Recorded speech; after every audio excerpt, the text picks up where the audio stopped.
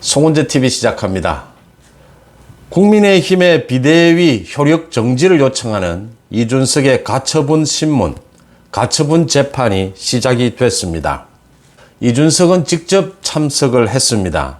이준석이 가처분 재판에 참석하기 전에 기자들에게 한 말입니다. 윤석열 대통령 취임 100일 기자회견을 봤느냐라고 하는 기자들의 질문에 요즘 당내 민주주의에 대한 고민을 많이 하다 보니 대통령께서 어떤 말씀을 하셨는지 제대로 챙기지 못했다. 불경스럽게도 이렇게 이야기를 했습니다. 오늘 오전에 윤석열 대통령이 기자의 질문, 이준석의 최근 발언들에 대해서 어떻게 생각하느냐.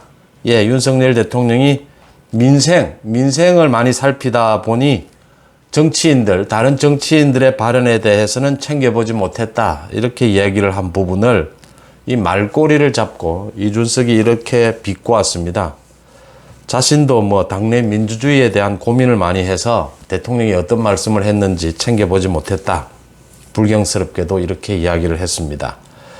이준석의 이런 태도입니다.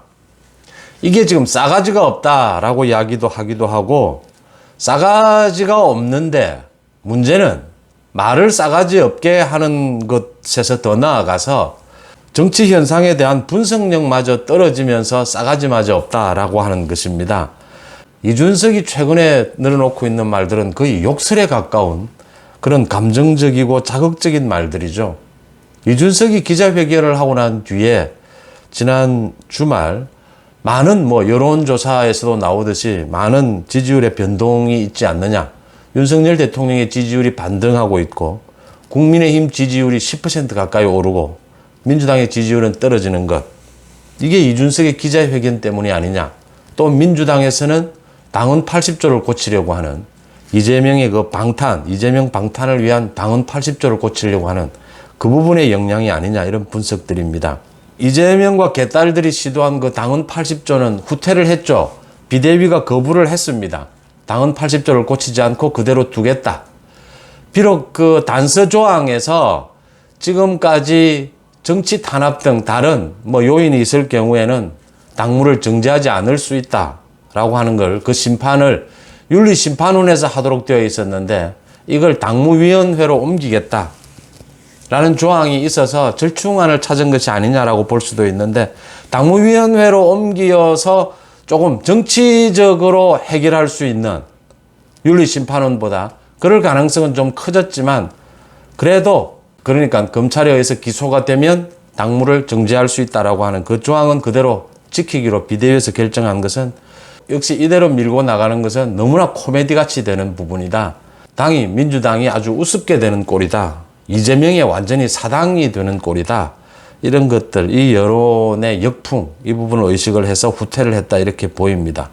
여지가 남아있는 부분은 윤리심판원에서 그걸 구제할 수 있느냐, 아니면 당무위원회로 옮겼느냐, 정치 탄압이라는 걸 누가 어떻게 판단하느냐, 많은 논란이 있을 수 있지만, 이재명에 대한 기소는 분명한 만큼, 이재명이 만약 당대표가 된다면, 민주당의 내부 갈등은 이 요인으로도 계속될 수밖에 없다라고 하는 부분입니다. 이런 지금 지지율에 크게 영향을 미치고 있는 요인 중에 이재명과 개딸들의 이런 당헌 개정 이것도 있었지만 이준석의 기자회견 이후에 욕설에 가깝게 늘어놓는 윤석열 대통령에 대한 공격, 이 부분이 역풍을 맞고 있다. 또 이번 가처분 재판에도 결코 좋은 영향을 미치지 못할 것이다 라고 하는 부분입니다. 이준석의 이 싸가지 부분을 조금 더 말씀을 드리면요. 천하람 변호사죠. 지금 국민의힘의 혁신위원이고 이준석 측근인 천하람이 이런 이야기를 했죠. 이준석이 좀 싸가지가 없긴 한데 그 싸가지 없는 것에서 카타르시스를 느낀다라는 이야기를 했습니다. 일부 젊은 층에서 이렇게 싸가지 없는 언행에 카타르시스를 느낄 때도 있을 겁니다. 그런데 그게 굉장히 나쁜 영향을 미친다라고 하는 것입니다. 왜냐하면 궁극적으로 책임감이 없어 보인다라고 하는 겁니다. 그 다음 내공이 빈약하고 처신이 천박하다라는 느낌을 계속 주기 때문에 정치인으로 성공하기가 힘들다라고 하는 부분입니다. 싸가지라고 하면 유시민이죠. 유시민에 대해서 김영춘 전 장관이었죠. 김영춘 전 장관이 유시민에 대해서 바른 말도 참 싸가지 없게 한다라고 한 그 지적이 굉장히 많이 오랫동안 이렇게 많은 사람들의 입에 오르내리고 있는데, 유시민이 정치적으로 또는 뭐 노무현 전 대통령이 장관까지 시켜주는데도 성공하지 못하고 수준 낮은 그런 정치 논평을 할 수밖에 없었던 것은 결국 유시민의 내공 문제, 그 싸가지 문제인 것이죠.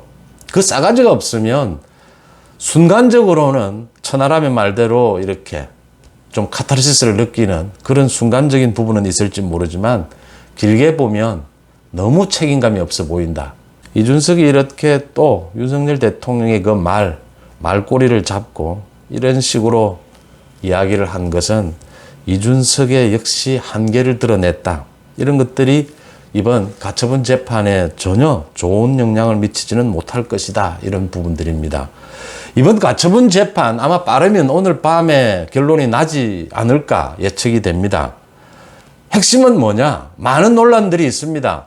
그러니까 이준석이 이야기한 대로 이준석은 뭐 당내 민주주의의 문제다라고 하고 있는데, 이 절차상에 중대하고 명백한 하자가 있었느냐라는 게 실질적으로 이제 검토가 될, 법정에서 논의가 될 문제입니다. 그런데 가장 핵심은 재판부가 당에서 결정한, 이 국민의힘에서 결정한 이 비대위 결정에 대해서 법원이 어느 정도 개입하는 것이 옳으냐. 그러니까 정치권의 자율성을 어느 정도 인정할 것이냐. 결국은 이 부분의 문제입니다. 이게 법원이 어느 정도 개입하는 것이 적정하냐. 개입해서 어느 정도 또 효과가 있느냐. 이런 부분들에 대한 이야기입니다. 주호영 비대위원장은 이제 이런 재판을 염두에 두고 오늘 아침에는 비대위가 절차상에 약간의 문제가 있었다 하더라도 그게 하자가 치유가 됐고, 또 재판 이후에라도 정당의 이런 정책 결정, 의사 결정은 재판 이후에도 치유할 수 있는 가능성은 열려 있다. 이런 이야기도 했습니다.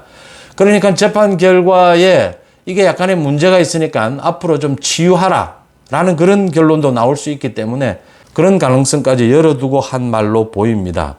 이준석이 이번 가처분 재판에서 이준석의 주장이 인용될 가능성은 매우 낮다. 법리상으로나 상식적으로 보면 이 비대위를 인정하는 것이 일반적이긴 한데 재판 결과는 마지막까지 지켜봐야 된다라고 하는 대목이고, 이준석은 이번 재판뿐만이 아니라도 지난 주말 그 기자회견을 통해서 이준석은 인성으로나 정치적인 능력으로나 바닥을 드러냈다. 싸가지만 없는 것이 아니라 전혀 갖고 있는 내공도 없다라고 하는 것이 모두 드러나서 이번 재판 결과에 상관없이 이준석은 정치적으로는 끝장나는 것이 아니냐. 정치적 생명은 끝장이 날 수밖에 없다라는 이야기들이 많이 나오고 있습니다. 윤석열 대통령도 많은 고민을 하겠지만 윤석열 대통령이 그리고 있는 큰 국정 운영, 집권 여당의 모습과 야당의 모습, 이런 부분들이 있을 텐데 이준석은 확실하게 제외시켜야 하지 않느냐, 이런 얘기들이 나오고 있습니다. 송은재TV 마칩니다. 고맙습니다.